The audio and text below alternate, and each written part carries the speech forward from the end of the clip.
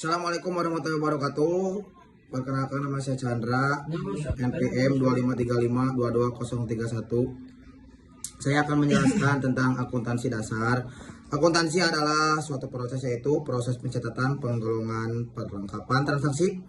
Akuntansi tidak sekadar proses pencatatan dan peringkasan belaka, melainkan meliputi juga penafsiran terhadap hasil dari proses-proses tersebut. Terus memahami persamaan akuntansi dibagi tiga aspek, ada aset, kewajiban, dan ekuitas pemilik. Aset adalah sumber daya yang dimiliki oleh entitas untuk manfaat ekonomi di masa depan. Kewajiban adalah yang harus dipenuhi oleh entitas. Dan ada ekuitas adalah kepemilikan pemilik dalam entitas. Saya akan menjelaskan tentang perusahaan dan organisasi. Perusahaan adalah organisasi yang didirikan oleh seseorang atau sekelompok orang atau bahkan lain yang kegiatannya melakukan produksi dan distribusi guna memenuhi kebutuhan ekonomis. Organisasi adalah dibagi dua, ada bisnis, ada nirlaba. Bisnis itu tujuannya untuk profit, dan organisasi nirlaba itu tujuannya untuk benefit. Terus ada manajemen itu dibagi 5, ada 5W 1H. Apa itu? Apa yang harus diselesaikan, siapa yang melaksanakannya, di mana pelaksanaannya, kapan pekerjaan dilaksanakan, mengapa harus dilaksanakan, bagaimana cara melaksanakannya. Terus ada struktur organisasi. Struktur itu ada direktur atau owner, terus ada manajer keuangan, manajer personalia, manajer usaha, dan manajer pemasaran. Terus ada staf dan karyawan.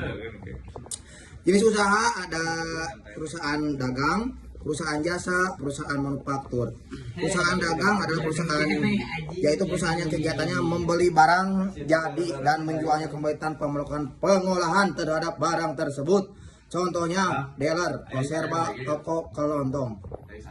Perusahaan jasa adalah yaitu perusahaan yang kegiatannya melalui jasa. Contohnya adalah kantor akuntan, kantor pengacara, salon, Gojek, DLL, dan lain-lain.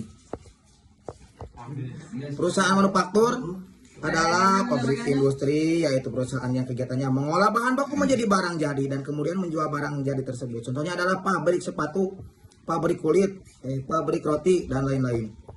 Bentuk perusahaan ada usaha perseorangan, firma, CIPI, PT, dan perusahaan daerah, dan ada terakhir Perum. Terus ada contoh perusahaan perseorangan, usaha pertanian, usaha perdagangan, usaha jasa. Terus ada CIPI. Persyaratan-persyaratan untuk mendirikan CIPI adalah status hukum, yaitu bukan usaha berbadan hukum sebab tidak ada peraturan tertentu yang mengaturnya, sehingga kerap dipilih oleh para penggiat usaha kecil seperti UKM. Terus syarat pendidikan didirikan oleh minimal 2 orang, tapi tidak memungkinkan NA sebagai pendiri. Terus ada nama usaha itu penting. CIPI tak ada peraturan secara khusus yang mengatur nama perusahaan. Terus ada modal usaha.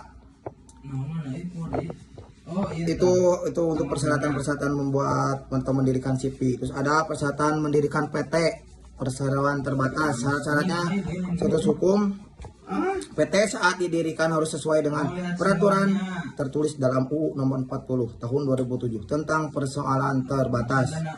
Saat pendidikan didirikan oleh minimal 2 orang yang sama-sama mengambil bagian saham. Keduanya adalah warga negara Indonesia, WNI. Tetapi dalam aturan penanaman modal asing PMA, warga negara asing.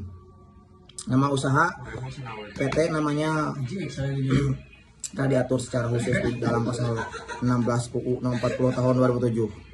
Terus ada modal usaha PT, modal usaha yang digunakan diatur dalam UU nomor 40 tahun 2007 yang menyatakan bahwa modal dasar perseroan terbatas sebagai berikut, minimal 50 juta.